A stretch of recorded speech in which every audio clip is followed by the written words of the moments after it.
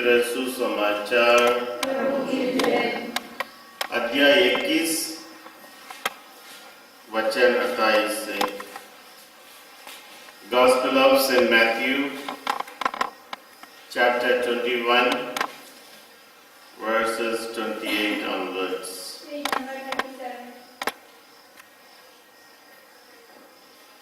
यीशु ने महायाजकों तथा जनता के नेताओं से कहा, आप लोगों का क्या विचार है?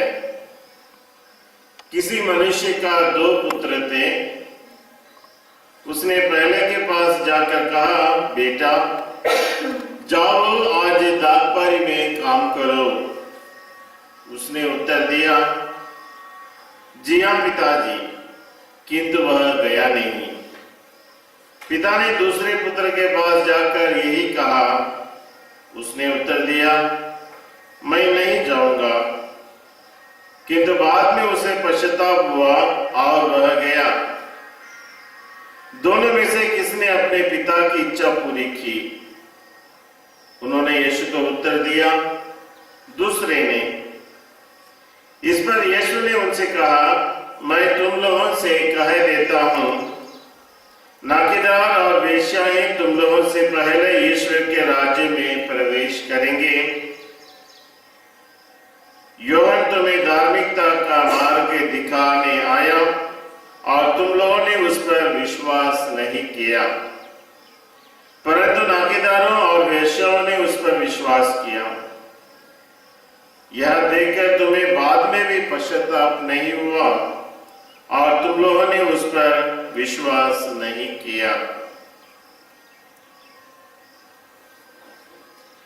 प्रभु का पवित्र सुसमाचार है।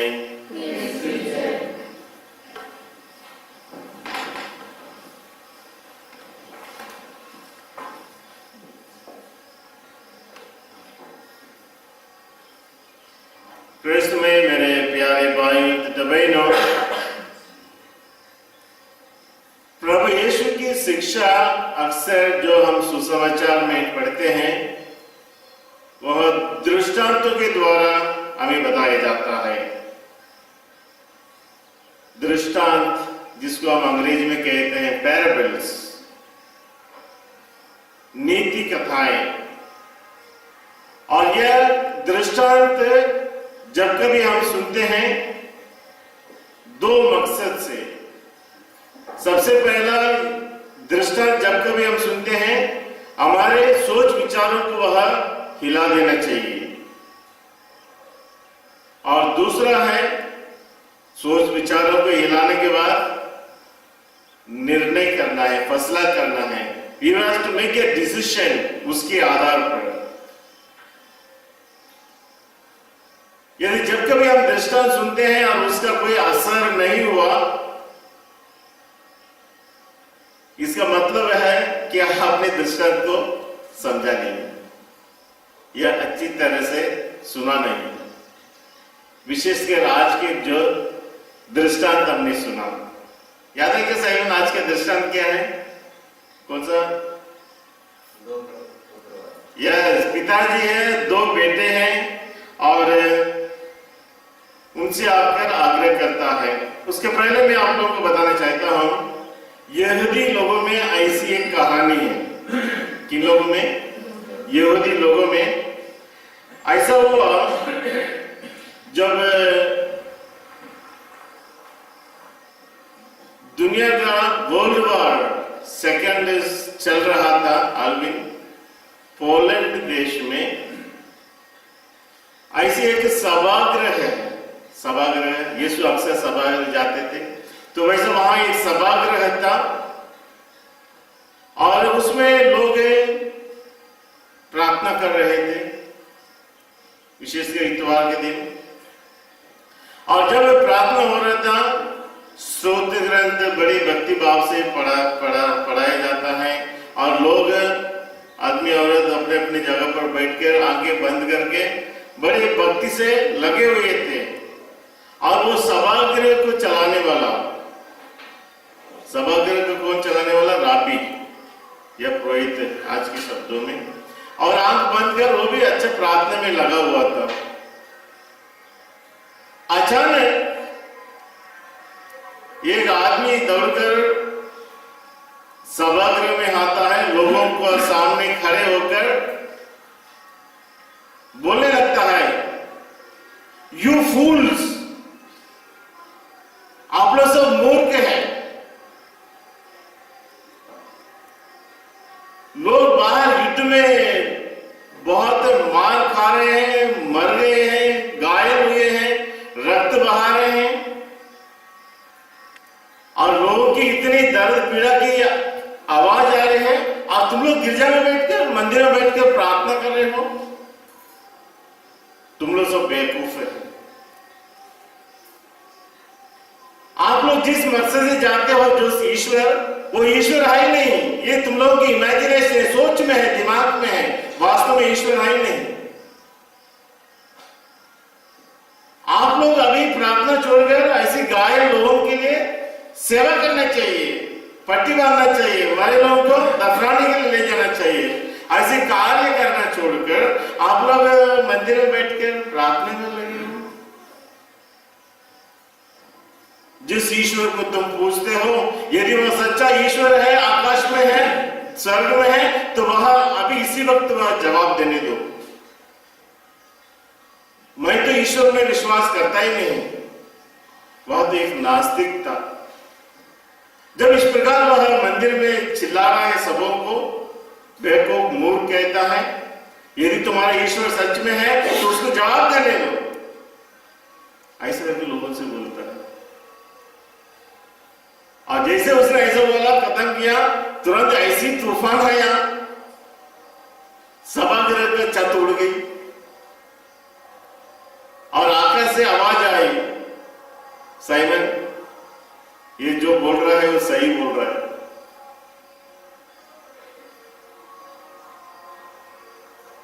तो यहां हम दो प्रकार के लोगों को देख रहे हैं साइमन। ये गिरजाघर में बैठकर हालेलुया प्रार्थना गा रहे हैं, ये विश्वासी है।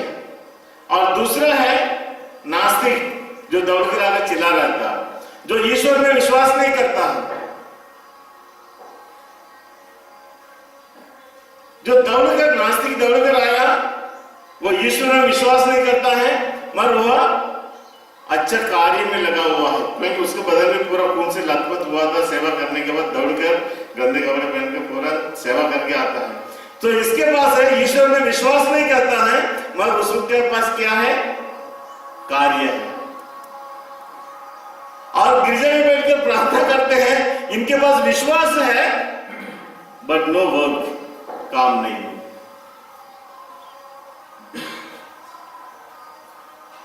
ताकि सुसमाचार में भी यीशु हमें बताते हैं, पहले बेटे के पास आकर यीशु कहता है, बेटा आज दाखबारी में जाकर क्या करो? काम करो। और बेटे ने क्या जवाब दिया? जी हाँ पिताजी। तुरंत उसने वादा किया, प्रॉमिस, मगर गया नहीं। और दूसरा बेटा मैं नहीं जाऊंगा बोला, बाद में पश्चाताप हुआ और वो जाकर काम करने लगा। तो यहां दो किस्म के लोग, गिरजा में बैठ के प्रार्थना करने वाले, हालेलुया बोलने वाले, और दूसरा जो ईश्वर में विश्वास नहीं करता है पर उसके पास अच्छे कार्य है। Whom do you prefer? इन दोनों में से आप किसको पास कराओ? क्या नाम है? शारदा। प्रार्थना करने वाले या कार्य करने वाले?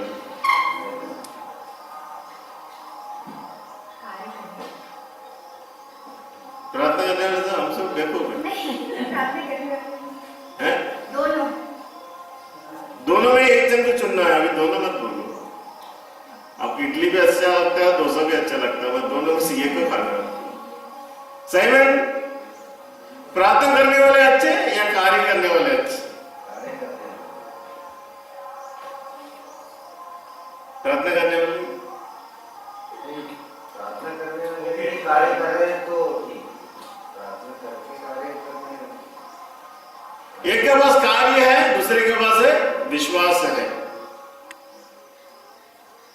सिस्टर क्या बोलते हैं? प्रार्थना करने वाला अच्छा है क्या? सिस्टर मेरी ज्यादा प्रार्थना करते रहते हैं। कार्य करने वाले अच्छा है या प्रार्थना करने वाले अच्छा?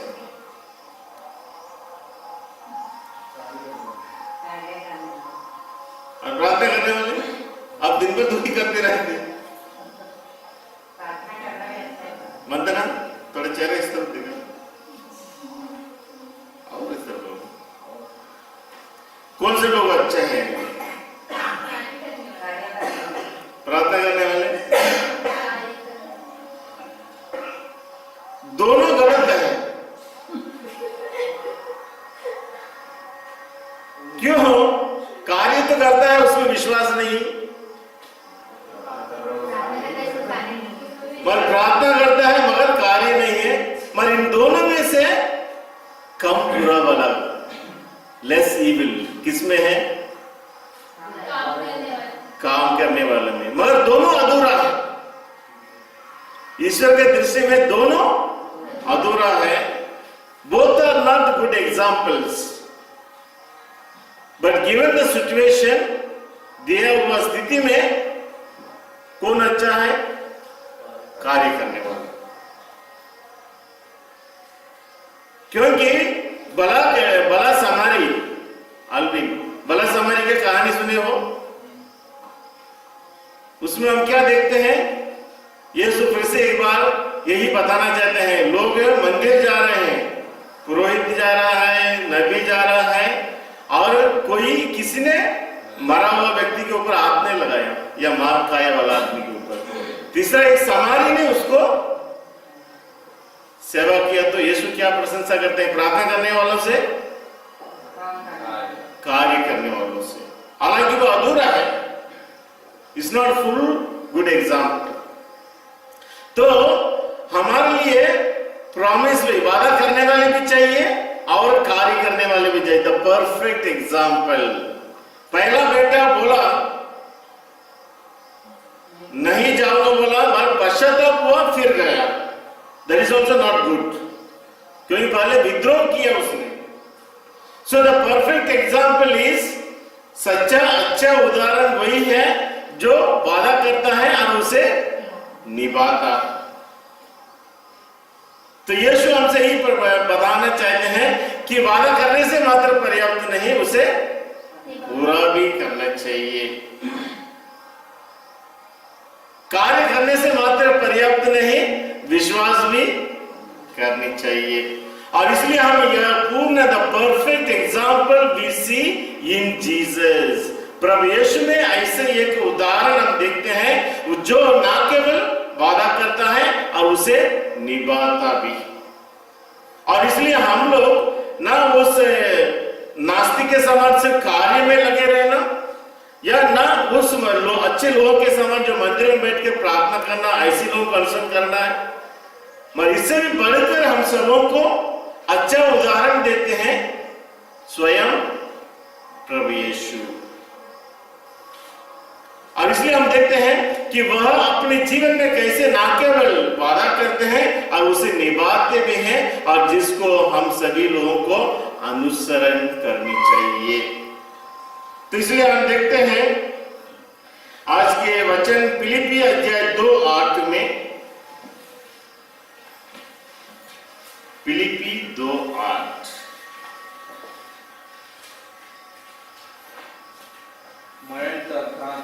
और उन्होंने, थोड़ा ऊपर से पढ़िए।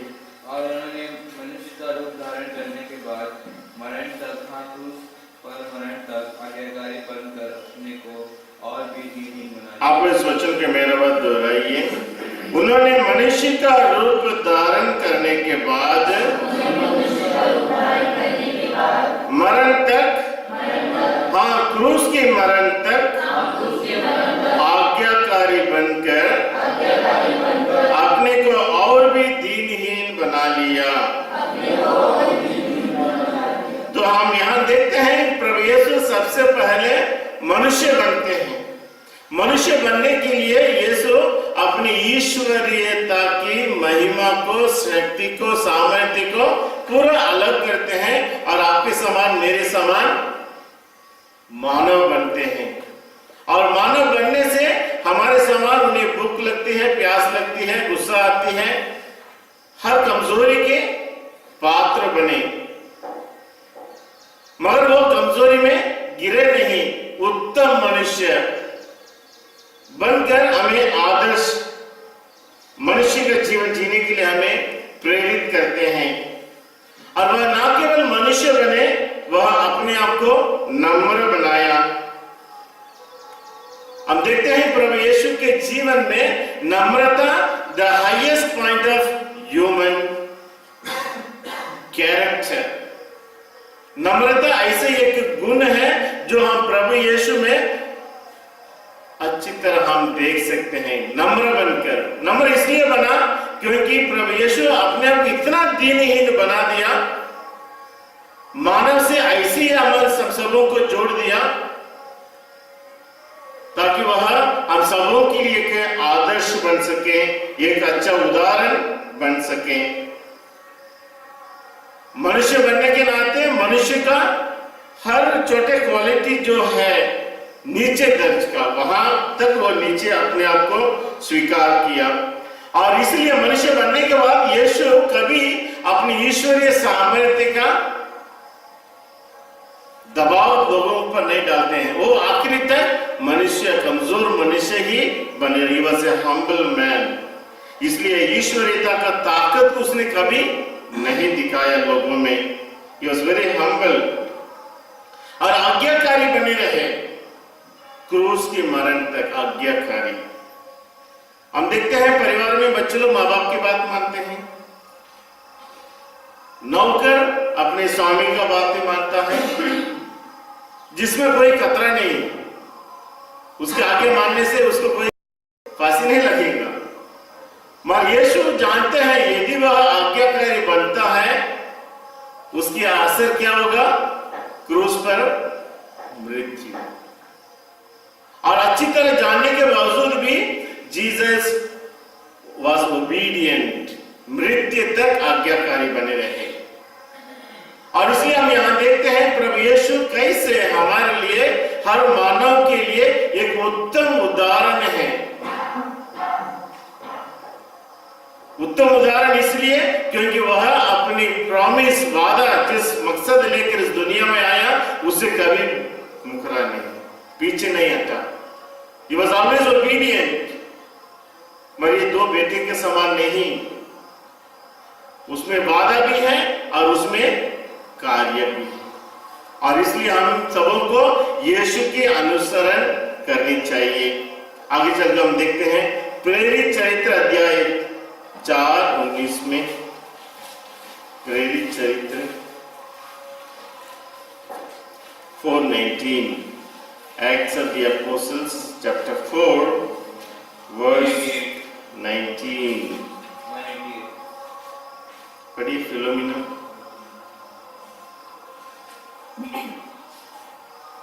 इस पर पेट्रुस और यूहन्ना ने यह उत्तर दिया, पेट्रुस और यूहन्ना ने उन्हें उत्तर दिया, आप लोग स्वयं निर्णय करें, क्या ईश्वर की दृष्टि में यह उचित होगा कि हम ईश्वर की ही नहीं बल्कि आप लोगों की बातें माने। तो यहाँ पेट्रुस और यूहन्ना अधिकारियों से यही जवाब देते हैं। हालांकि वे जीवन की खतरे में हैं, यदि अधिकारियों का बात नहीं माने उन्हें मार डालेंगे, फिर भी वह हिम्मत के साथ उनसे वार्तालाप करते हैं। कहते हैं क्या जो कार्य आप लोग हमसे करने के लिए कह रहे हैं, क्या यह ईश्वर की दृष्टि में सही है? यदि ईश्वर की दृष्टि में सही है तो आप लोग भी सही है, हम आपकी बात मानेंगे। पर यदि ईश्वर की दृष्टि में यह गलत है तो हम आपकी बात नहीं मानेंगे और उसका परिणाम को भी हम झेलने के लिए तैयार हैं। क्योंकि हर कार्य जो हम करते हैं हमारे अंतरात्मा उसके लिए गवाही देना चाहिए। हर कार्य जो हम करते हैं हम सबों को यही पूछना है, क्या जो मैं कर रहा हूं ईश्वर की दृष्टि में सही है? क्या ईश्वर उसे सहमति देगा? यदि ईश्वर सहमति देगा तो हम उस कार्य को कर सकते हैं, नहीं तो प्रेरित जो जैसा हम उससे विद्रोह कर सकते हैं। इब्रानी 5:9 में हम पढ़ेंगे Hebrews 5:19।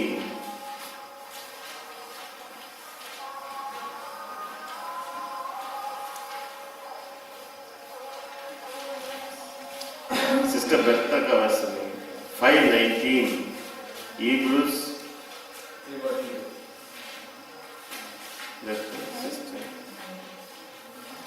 5:19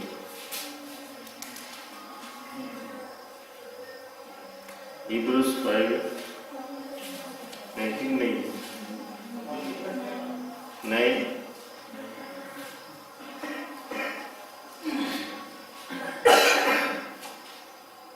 9 5:9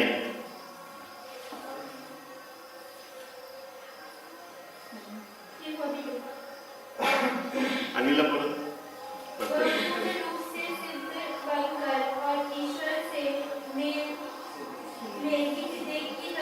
मेल्किसेदेक की तरह प्रधान याजक की उपाधि प्राप्त कर उन सबों के लिए मुक्ति के स्रोत बन गए जो उनकी आज्ञाओं का पालन करते हैं। अपने इस वचन को मेरे बाद दोहराइए। उन सबों के लिए मुक्ति का स्रोत बन गए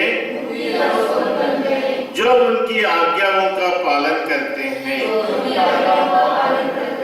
प्रभु यीशु मुक्ति का स्रोत बन जाते हैं जब वह मृत्यु तक आज्ञाकारी बनते हैं।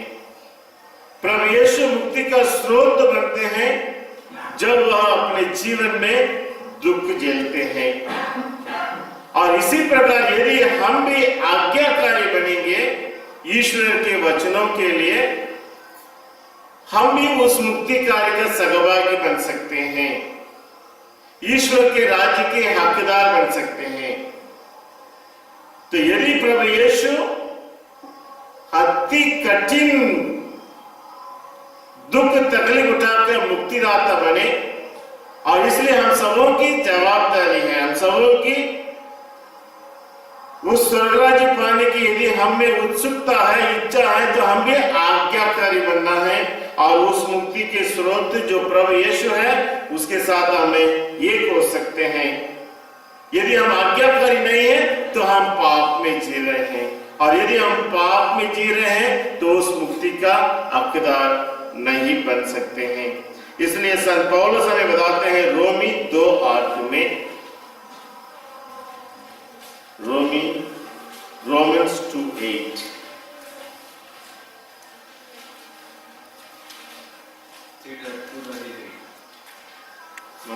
शारदा पढ़ी के Romans 2:8। और जो लोग स्वार्थी हैं, पढ़ी। और जो लोग स्वार्थी हैं और सत्य से विद्रोह करते हुए अधर्म पर चलते हैं वे ईश्वर के क्रोध और प्रकोप के पात्र होंगे।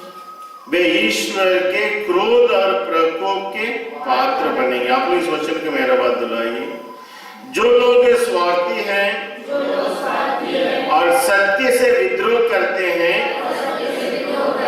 अधर्म पर चलते हैं, वे ईश्वर के क्रोध और प्रकोप के पात्र होंगे।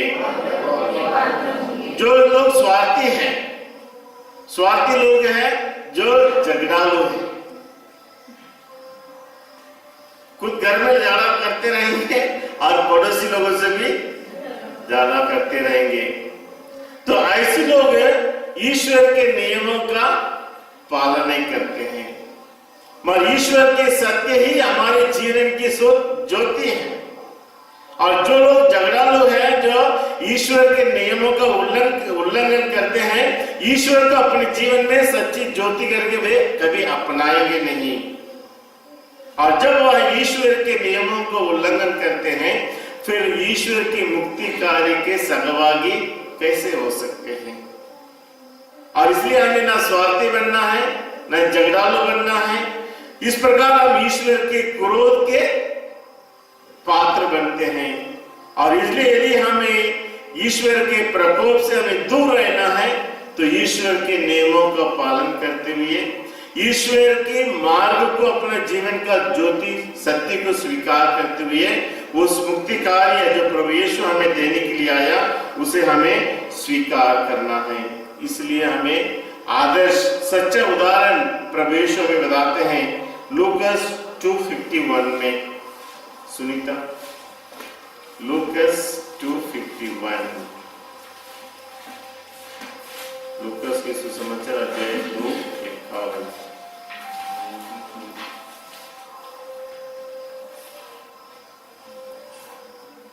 ईसा उनके साथ नाज़रेत गए या और उनके अधीन रहे। उनकी माता ने इन सब बातों को अपने हृदय से संचित रखा। ईसा की बुद्धि और शरीर का विकास